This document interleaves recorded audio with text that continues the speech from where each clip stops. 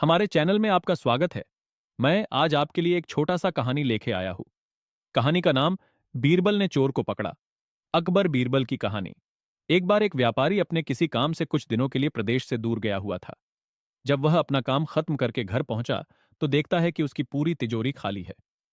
उसकी मेहनत की सारी कमाई चोरी हो चुकी है। व्यापारी घबरा गया और उसने अपने घर के सारे नौकरों को बुलाया। व्यापारी के घर में कुल 5 नौकर थे। व्यापारी की एक आवाज पर सारे नौकर उसके सामने आकर खड़े हो गए। व्यापारी ने उनसे पूछा, तुम लोगों के होते हुए घर में इतनी बड़ी चोरी कैसे हो गई? जब चोर आकर मेरी पूरी तिजोरी साफ कर गया, उस समय कहाँ थे सबके सब?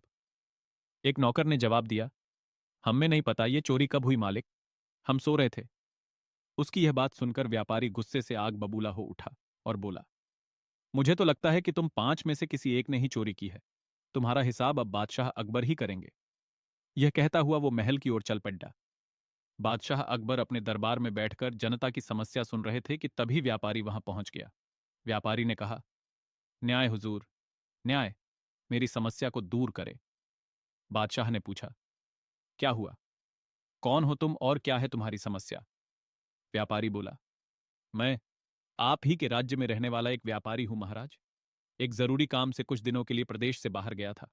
जब वापस आया तो मेरी सारी तिजोरी लुट चुकी थी। मैं बर्बाद हो गया हुजूर, मेरी मदद करे। ये सुनकर बादशाह ने व्यापारी से कुछ सवाल पूछे, जैसे कितना सामान चोरी हुआ, क्या उसे किसी पर शक है आदि। सवालों के जवाब मिलने के बाद अकबर ने व्यापारी का मामला बीरबल को सौंप दिया और कहा कि असली चोर को पकड़ने में बीरबल उसकी मदद करेंगे। अगले दिन बीरबल व्यापारी के घर पहुंचे। उन्होंने सभी नौकरों को बुलाया और उनसे पूछा कि चोरी की रात वो सभी कहाँ थे। सभी ने कहा कि वो व्यापारी के घर में ही रहते हैं और उस रात भी व्यापारी के घर में ही सो रहे थे। बीरबल ने उनकी बात मान ली और कहा, आप सभी को परेशान होने की जरूरत नहीं है। मेरे हाथ में ये 5 जादुई लकड़ियां हैं। मैं आप सभी को एक एक लकड़ी दूंगा। जो भी चोर होगा उसकी लकड़ी आज रात 2 इंच लंबी हो जाएगी और चोर पकड़ जाएगा। हम सभी कल यही मिलेंगे। यह कहकर बीरबल ने सबसे हाथ में एक एक लकड़ी पकड़ ढाई और वहां से चले गए। दिन ढल गया।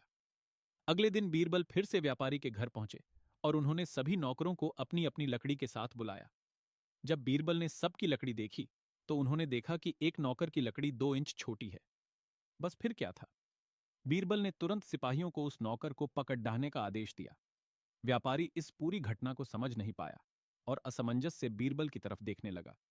बीरबल ने व्यापारी को समझाया कि कोई लकड़ी जादुई नहीं थी, लेकिन चोर को इस बात का डर था कि उसकी लकड़ी 2 इंच बड़ी हो जाएगी और इस डर से उसने अपनी लकड़ी को 2 इंच काट दिया और वह पकड़ा गया।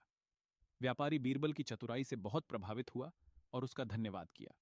सीख: गलत काम चाहे जितना भी चतुराई से किया जाए, लेकिन वो सभी की नजरों में आ जाता है और उसका अंजाम हमेशा बुरा ही होता है। आपको स्टोरी अच्छी लगी तो कृपया हमारे चैनल को लाइक और सब्सक्राइब करने के लिए दबाएं।